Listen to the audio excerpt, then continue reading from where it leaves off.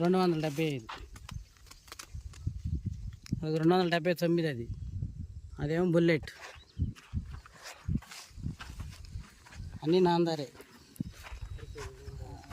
ఇంత వాన పడి తేట లేకపోతే ఒక 200 క్వింటాలు ఉండేవి మనకి. వర్షం పట్టడం వల్ల మొత్తం తాలైపోయినాయి. ఇది బుల్లెట్, నాందరి బుల్లెట్ 250.